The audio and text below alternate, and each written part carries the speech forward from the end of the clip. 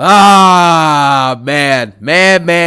This is not a video that I'm actually super happy to make. I'm not gonna lie. I kind of sound happy, but it's not a happy matter, okay? This is the saddest era of WWE that I've ever seen, and it's as simple as that, okay? We can go down the list of things. We know this Mania build is atrocious, right? The garbage booking, the nonsensical booking, the fact that the stars never wrestle anymore. None of the stories are engaging. There's not really much star power in general. There's too many part-timers. It's just, there's so many issues with this current product. The monotony, the boringness, the repetitiveness of the shows, the 5-match card PLEs, Triple H being an absolute glazer and a liar. But anyways, you know what I'm saying? Like, deep down, no matter how much I critique the awful product we get today, I still deep down love the WWE. Because like I've been saying for a while, wrestling is a great medium. It has drama, it has story, it has, when done correctly, it has drama, it has story, it has emotion. You know what I'm saying? You got some acting in there, some music with the entrances, the action, the physicality of it all, the crazy spots. It is a good medium when done correctly. This is why the Attitude Era goes down in history. You know, the Ruthless Aggression Era go down in history for being epic and awesome, and 8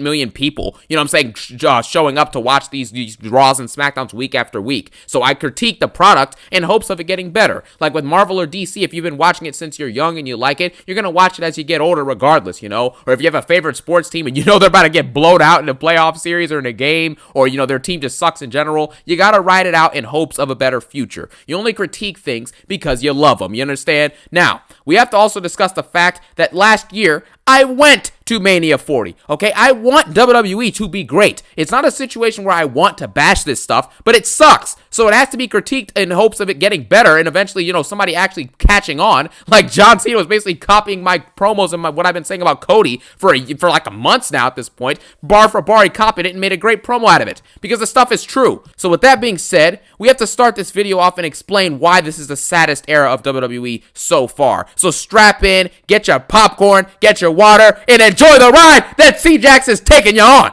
Now, with that being said, let's get into this. Number one, part of what prompted this video, is a simple fact that I realized John Cena is 47 and in his final year of WWE, and he is the only great and hype aspect of this WrestleMania 41, and even then, right during this build, he's only had one great promo, and that was a few nights ago on Raw. This should be a huge warning, because last year, remember The Rock showed up, right? And before he showed up, I think even if he wasn't involved in the build last year, I think Mania still would have been good, right? If Punk was healthy, of course, and stuff like that. You would have had Punk Rollins night one main event for the world title, probably. You know, you could have made that a last man standing or an I Quit match, whatever. And then you would have had a situation where you had Roman and Rock night two. I think that works because the rest of the mid card and the upper card stuff was pretty good for the rest of the card. So you would have been able to figure something out, okay? But The Rock took something that could have been just good and made it epic. And that is what all-time greats do. Cena was just saying that on the mic. Cena takes trash and turns garbage into gold. That's just how it is. That's what the all-time greats do. And the glazing and the lies we're seeing from Triple H and Cody Rhodes and all these other jobbers to try and make us feel like things are epic and try and, you know, cultivate us into being brainwashed that things are epic is just sad. They never had to do this for the Attitude Era. They never have to say on commentary during the Attitude Era, hey guys, we're in the big boom period. We're in the Attitude Era. It's all on, you know, what's it called? It's all on Stone Cold's back. It's all on The Rock's back. You know, John Cena and the Ruthless Aggression, you're doing this, man. You guys are amazing. No one had to do that because you knew you were in the presence of amazing entertainment and special era of professional wrestling. So the fact that they have to lie to you and do this now shows you that we're not in a special era of professional wrestling. It's pretty self-explanatory, okay? And as much glazing as it's going to take, okay, I have to talk about this for a second.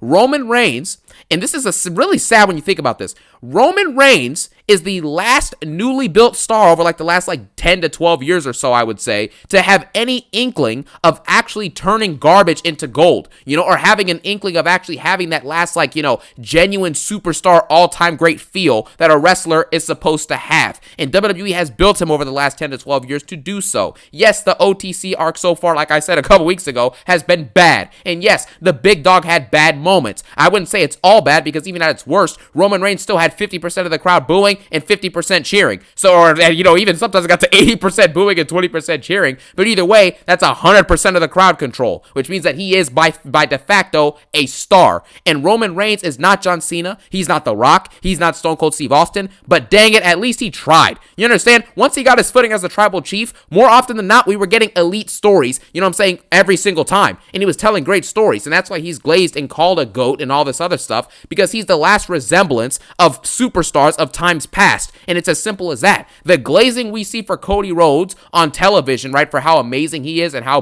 perfect he is, and he's the captain, the quarterback. I respect you. I love you. I appreciate you. I'm proud of you. You know what I'm saying? Like, it's like a song. They're doing a medley every week with Randy Orton, you get me? But the thing is because Roman Reigns resembles that, he gets glazed. The same glaze that Cody Rhodes gets on screen, like I was just mentioning, is the same glaze Roman gets behind the scenes from all-time greats like Stone Cold. You can see what he's saying about Roman. John Cena believes Roman is says Roman is the GOAT. You know what I'm saying? Bret Hart talking about Roman. Undertaker talking about Roman. The actual all-time greats know Roman is an all-time great. It just works like that. But when you look at the lineage, you have Stone Cold, you got Rock, you got Cena, you got Taker, you got Shawn Michaels, you got all these people, and now you're passing down your WWE champion is Cody Rhodes?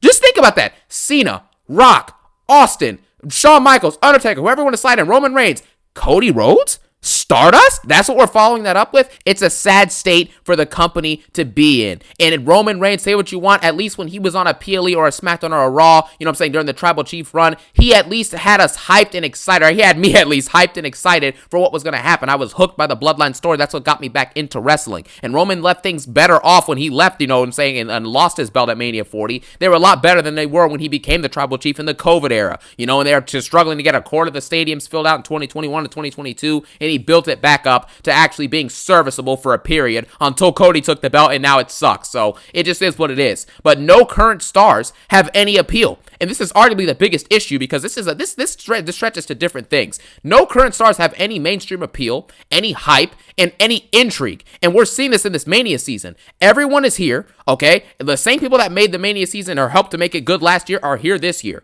And still with that, because of Triple H's awful booking, it doesn't matter. This Mania season has everyone from last year, including John Cena and including CM Punk, healthy and actually in the storylines, and this Mania build is terrible.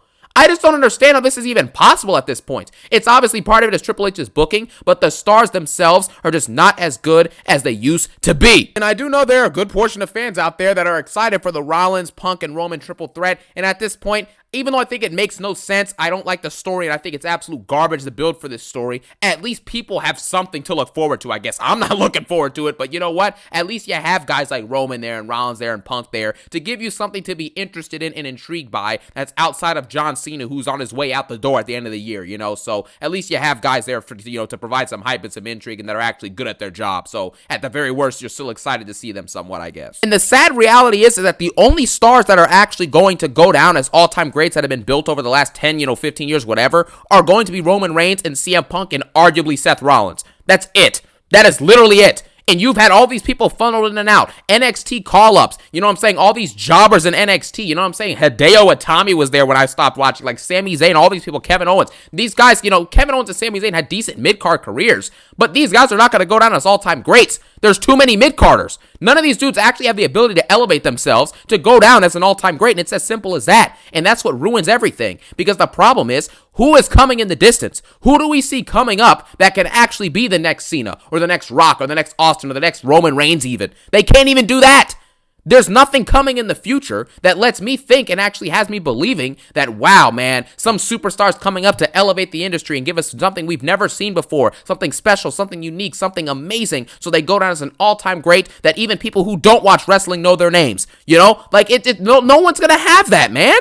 That's really sad. It's embarrassing to think about that, dude. And it's like, how do we get to this point? All these different programs, these NXT call-ups, all these people, and they've done nothing. They've shown nothing. And the way Triple H books, your stars barely get featured. You know, Braun Breaker has amazing talents in the ring. He's solid on the mic. His entrance theme is garbage, but the fact is he clearly has the ability to be a good world champion someday. And the fact that he's relegated to having 2 IC title reigns that have largely been horrendous, and he's wrestling once every 6 weeks, it's just embarrassing. And I've mentioned this before, but Triple H continues to hold this talent back. A guy like Carmelo Hayes, who's good on the mic, in my opinion, has a good entrance theme. He's very athletic. He's good in the ring. He sells great. And for some odd reason, the best you can do for Carmelo Hayes is have him be a jobber on SmackDown, losing to Andrade 3 times. Come on, man. LA Knight, amazing talents. Yeah, he's older, he's in his mid-40s, but Cody's in his 40s and he's got a WWE title. So why is LA Knight in his 40s and the best you can give him is a US title reign? And then it ends like abruptly out of nowhere to Shinsuke, wasted 3 months, and then all of a sudden he gets the belt back and now it doesn't matter anymore? Really? Guys like Drew McIntyre, arguably one of the MVPs of 2024. And I can't stop thinking about Punk. You know what I mean? But Drew McIntyre can't stop being booked like a jobber. You're spreading yourself too thin, and my booking sucks. Come on. Drew McIntyre has talent, and this is what he's getting? Feuds with Damian Priest? What? You got people getting over on one-word catchphrases getting sent to the main event of WrestleMania. Well, not anymore. Open the event, Jey Uso, you know what I'm saying, versus Gunther for the world title. But Jay's about to go to Mania for a world title match? But Drew McIntyre, LA Knight, Carmelo Hayes, Braun Breaker, doing mid-card nothing, undercard nothing at Mania? That's the best you got? I mean, it's... What? Because anything gets over with these fans, Triple H just bends the knee and gives us some of the worst booking we've ever seen and, limits these stars to the point where they can't even become superstars. They have the talent to do so, but they can't because of the way Triple H is as a booker and the way these fans are. It's so stupid. Tiffany Stratton's the WWE champion, and she cut a terrible interview promo, reading off a script clearly, and did a terrible job and got destroyed by Charlotte, and you follow that up now, and you have a situation where Charlotte Flair, destroys her in the segment, follows it up the following week with Tiffany Stratton, and she gets another promo to try and offset it, and Tiffany does absolutely nothing. These stars now get over off of nothing because these fans suck. They're contributing to the downfall of this company and of wrestling in general. Rhea Ripley has absolutely done nothing over the last 2 years. Her championship reigns were horrendous. You understand? She's had like 5 Raw matches in 400 days. She said the same thing on the mic for the last year or two. I'm gonna take back my title. I never lost. Yeah, it's the same thing. What has she done to elevate herself or improve at all? This new crop of talent does nothing to improve themselves. And this is the future of your industry. When Roman Reigns is gone, when Seth Rollins is gone, when CM Punk is gone, which will be soon, when John Cena retires, which will be at the end of this year, The Rock will be done probably after his match with Roman, if that ever happens. Whenever that happens, that will probably be his final match in WWE and his final storyline. And you're telling me that after those people are gone, that you're confident in the future of this product? This is sad. Look at what we used to have, man. These wrestlers now, they don't wrestle. They don't improve themselves. They have no appeal. Their entrances suck for the most. Like, what is this? When I'm watching on the SmackDown when I was growing up, you got people like Batista coming around, you know what I'm saying? I walk alone, I love Batista, dude. Rey Mysterio versus Batista for the world title on a random episode of SmackDown would be a 3 straight times main event in today's era. You understand that? John Cena versus Triple H, which happened on Raw. You know what I'm saying? It happened at WrestleMania in the main event. I think it was, 22, Mania 22 or 21? I forget which one it was. But you get the point. If that was in today's era and Triple H could still wrestle, decently, and Cena could still wrestle decently, that would main event. John Cena is main eventing right now versus Stardust, and he's 47 years old.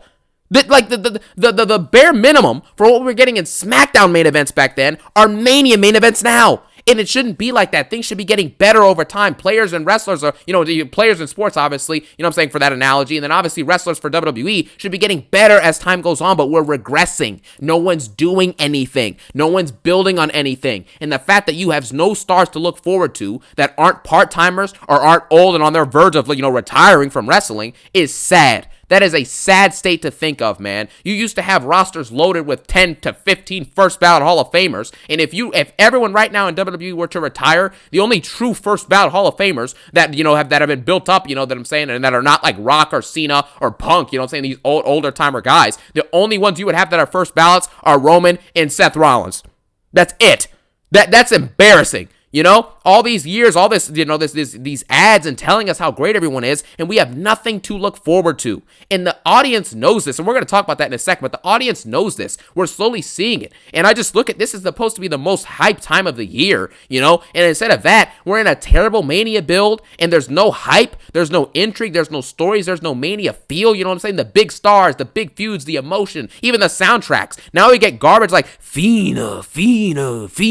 Like, what are we doing? This song sucks. What are we talking about? And it's very unfortunate to see where things are at. At least Manias back then used to at least have something you could look forward to, at least 2 or 3 things on each card that had you really hyped. Because you don't need every match at Mania to be built well and to be amazing, but you need to have at least 3 to 4 matches or feuds that can actually be sensational and have you truly hyped. Like Mania 28, one of my favorite Manias ever. You had the Rock and Cena story, which was incredible. The Taker and Triple H story, which was incredible. Punk and Jericho had a pretty good feud leading into that Mania, Mania 29, I don't think it was a great Mania, but Rock and Cena had their story. Taker and Punk had a really good feud going into Mania 29. Lesnar and Triple H had a solid feud. Mania 30, you had the Yes Movement. That was a good story with Daniel Bryan and the Authority Randy and, Randy Orton, Batista coming back and not being, people didn't want him to win the Rumble, all that stuff. Bray Wyatt and Cena had a really underrated story too at Mania 30. Even Mania 39 and Mania 40 had good builds and good stories, largely aided by people like Roman and, Rock and stuff like that. But still, at least they had good stories and solid feuds, and the Manias ended up being very good. Like, come on. Mania 23, amazing. Mania 17. You get me? Like, what happened to this? As SummerSlams also used to be very epic as well back in the early 2000s. You get me? But, like, now look. SummerSlams are so anticlimactic outside of, like, one big return from Roman. The previous SummerSlam was solid, but it wasn't anything to write home about.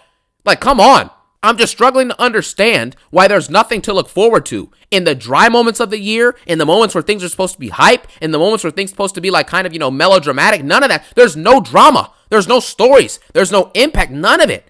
Where is the feel that made wrestling great for so many years? Where is it? I'm just looking for it and I can't find it. Nobody can find it because nothing is happening. You understand? The viewership drops drastically because the fans do not care about these shows anymore. And it's being seen in front of our faces. As sad as it is to realize, the fan base has completely shifted. And because of these shifts, because the quality was so bad that they had to lower their standards. So now if WWE gives them anything average, or mediocre, the fans treat it as great. And John Cena knows this. He's saying it in the promo. Anything now, you can have a bunch of jobbers, right? Mediocre people holding things that are meaningful, right? And being told to us that were meaningful is enough to get over in this day and age. And that is the fact. That's across all medias and different type of allegories for life in general in this current state of 2025. But just keeping it to wrestling, that's just what it is now. You don't have to be great or any of that stuff. You don't have to prove to be amazing consistently on the mic or storytelling-wise or as a wrestler in order to get over anymore. And because of these standards being so low, mediocrity is accepted. So the general fan or anyone who actually thinks while they're watching this stuff, you understand, they're not going to like this. They're not.